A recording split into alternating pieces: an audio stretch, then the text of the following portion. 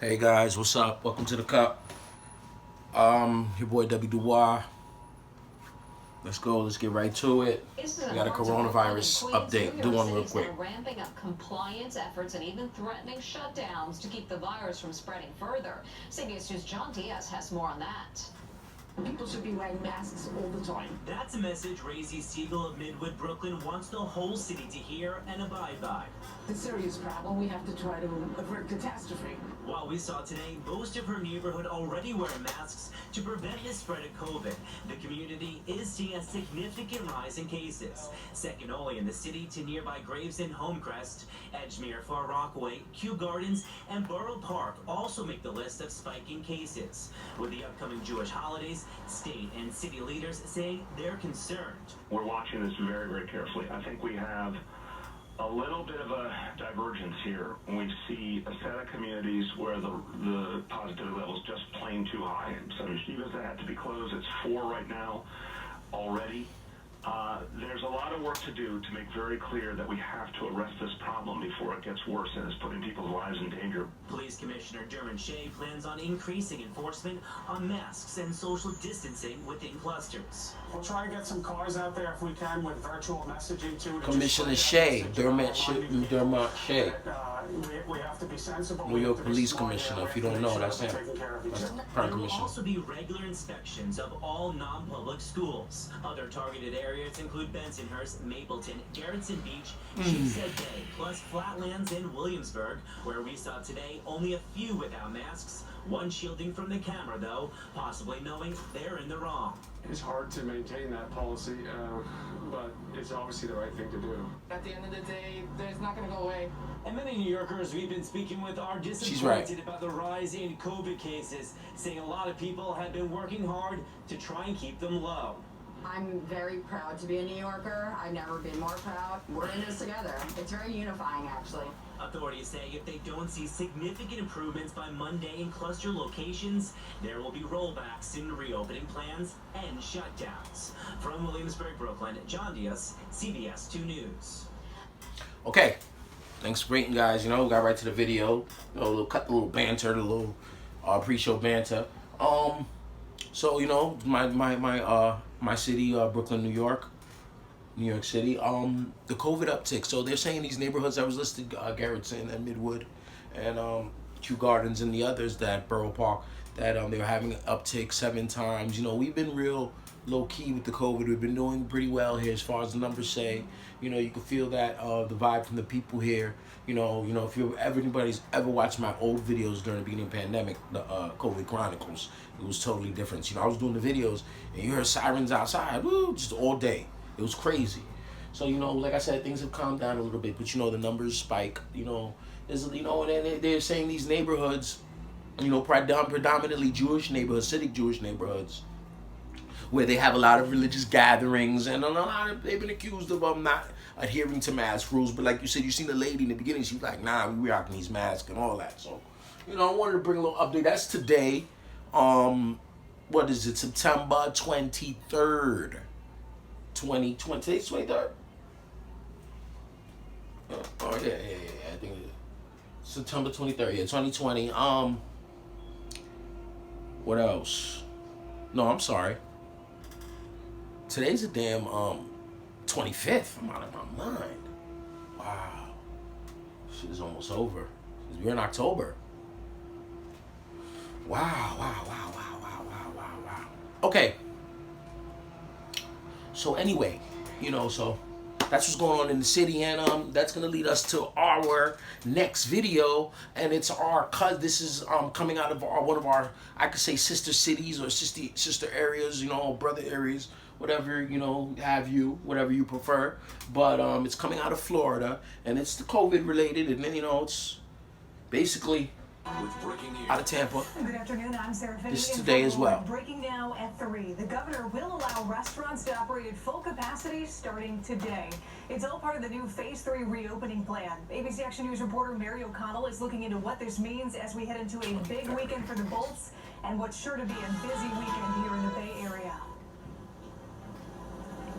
What we know know how hard hit this pandemic has been for restaurants across the state and right here in Ybor City. Businesses have been open, but the governor Tampa, is Florida, giving the green state of light Florida to as a whole. operate without limits from the state. Governor Ron DeSantis made the announcement in St. Pete this afternoon. Phase 3, they're going to open all the way up. Phase 3 of the governor's reopening plan. The governor explained his executive order, which should come out later today, will guarantee restaurants can operate and will not allow closures. He says they can operate at least 50% capacity, regardless of local rule. Here's what DeSantis said when asked if he had concerns the reopening would lead to a surge in cases. This is a virus that has confounded a lot of people. We're prepared if we see an increase. We're not closing anything going forward, but I think if you look at our hospital capacity, if you look at what we did to marshal the latest medications, if you look at what we've done to help with all the yes, PPE, Governor, yes, testing we know. and everything, Yeah. you know, we have the tools in place that we need. The governor said if local municipalities plan to restrict operations between 50 and 100%, they will need to give justification and identify the costs involved. We reached out to the mayor's offices for Tampa and St. Pete. They told us that they're waiting for the official order to give a comment.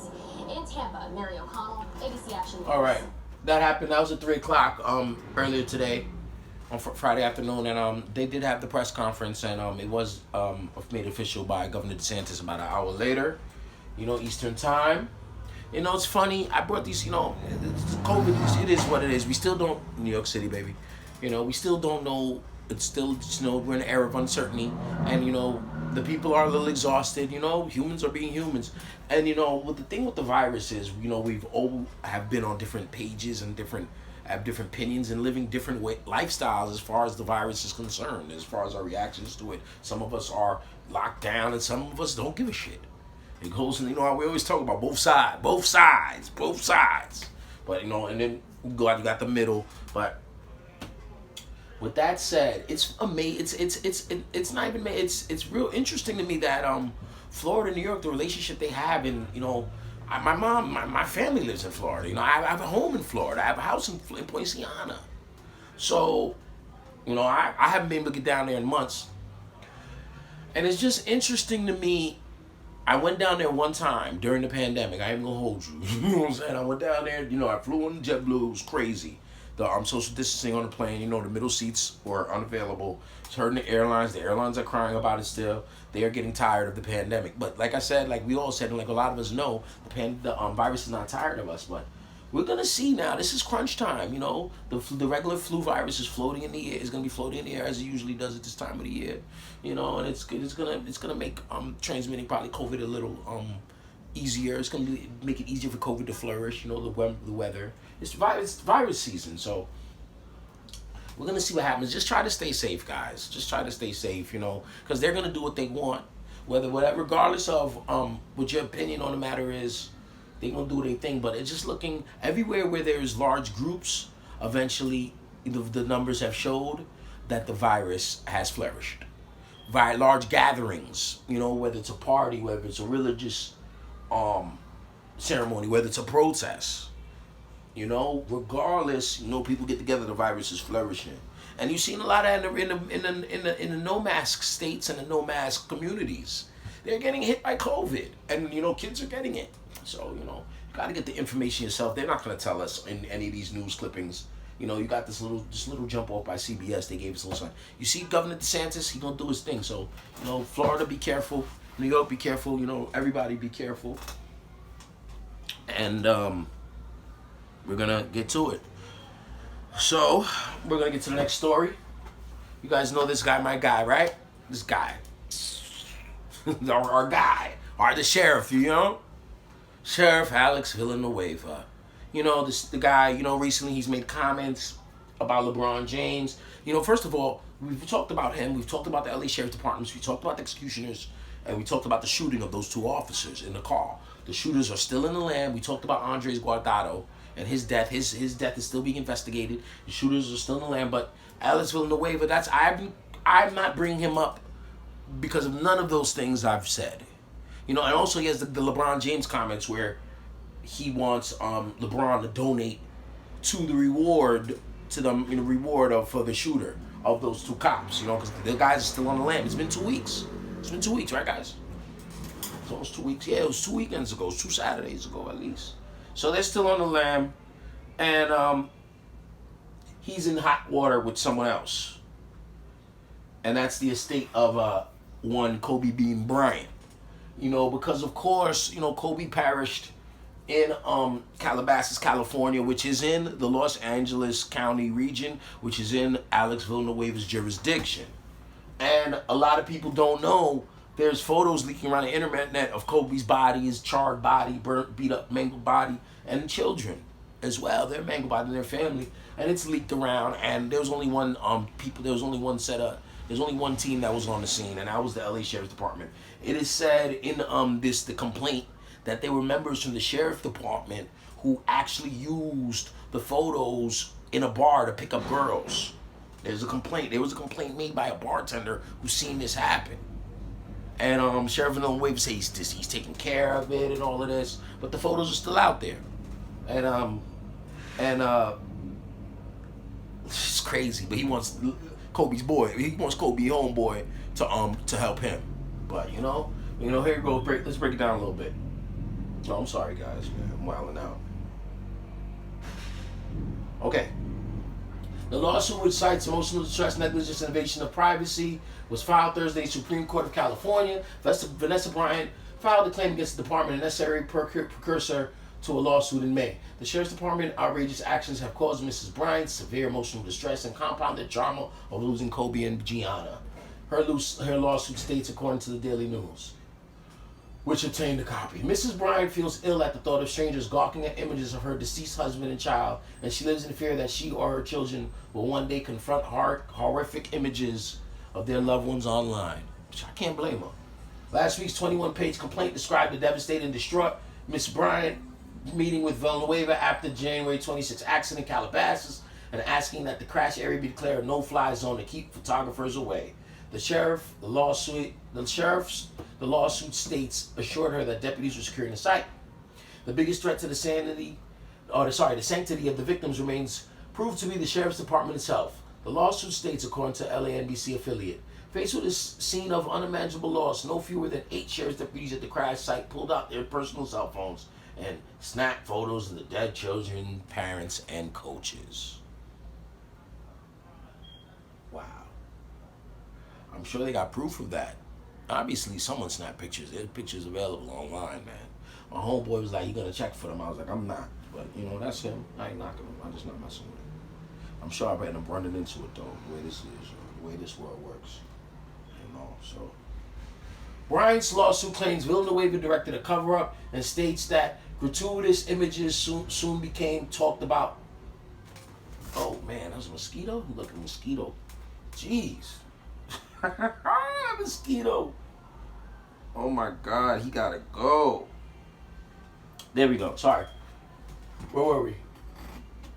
Gratuitous images soon became talked about within the department as deputies displayed them to colleagues in settings that had nothing to do with investigating the accident. So they were just showing off the pics. Yo, look at the pics of Kobe, you know. I believe it. I mean, EMS, believe me, man. And some people, you know, sometimes you gotta tell people, yo, man, put that phone away, man. You know, don't take no pictures. You know, I've told people that, don't chill with that. So, you know, that's EMS, and the EMS, they're not built, they're not savaged out, like, you know, and they have to have discipline, because, you know, you screw up in EMS world, you're out. The cops, man, on the other hand, you know, they kill and they go home and get a vacay. We'll go to Aruba, we'll see you in 2 weeks, all right? All right, Malone. All right, Carson. One deputy even used his photo victims to try to impress a woman at a bar, bragging about he had been at the crash site. A bartender overheard the interaction and filed a complaint. Also alleged that deputies were asked to delete the photos, but the sheriff did not conduct a standard investigation or collect, inspect, or search the offending deputy's cell phones to determine how many existed, how they had been transmitted, or whether they were stored on the internet. Bryant is seeking unspecified compensatory to impugn the damage. She previously filed a wrongful death suit against Island Express, the helicopter company operator in the state of Pilot Ara Zobian. Damn, they're gonna sue the pilot, yo. He dead, yo. So they're gonna sue his family. That's tough, man. That lawsuit shit, man. When it comes to accidents, it's tough, man. I feel bad for homie Zobayan's estate, you know, but I don't feel bad for the sheriff and them, you know. They asked for this shit. There's a lot of stuff people tell you to clean up, but he feel like, you know, these guys can do whatever they want. You got the executioners running around, you know. You guys see me screw up the video just a second ago, so you know. And I was gonna bring up Andres. He's still, you know.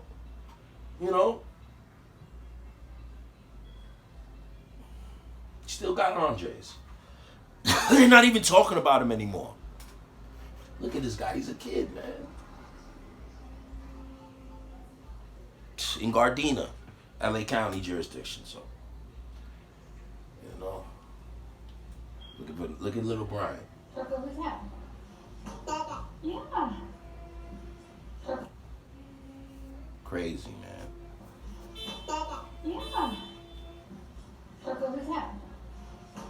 So when Vanessa heard the LeBron thing, that infuriated her. The lawsuit was filed after that because she had ripped Sheriff Villanueva for challenging LeBron to donate to the reward fund, and then the lawsuit came down right after, you know. So, you know, there's that. So, guys, you know, the Cup, we're here. I'm gonna see you guys soon. I'm gonna put the link for me and Matty B and I on the Epic radio show. So, you know, you guys know the vibes with that. Getting a little more comfortable, yo. You know, I'm not freaking out when I make mistakes. You know, it's about the show, you know. So, and the content and what we're trying to deliver. We're trying to deliver some information. A lot of information, you know. A lot of stuff, you know, is everywhere. So, you know, we can, like I said, we can talk about that sometimes. Sometimes we talk about the stuff that we forget about because the news cycle is so fast, you know, and a lot of times they give us stories and then there's no follow up and things like that. You go, yo, what happened with that? They just, you know, feed us. They don't even give us time to go, you know, go shit it out. You know, they're shoving stuff down our throats. So anyway, man, I'm gonna see you guys. I'm gonna go chill for a second. I'm gonna watch the Celtics and the Heat, and I'm gonna be back. I got some more content. And I got some more stuff. We got some Trump stuff, some new Trump stuff. Of course, we do this every day.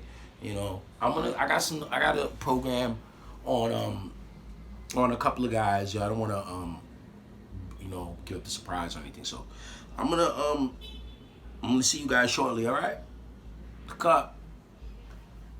See you guys soon. Like, subscribe, share.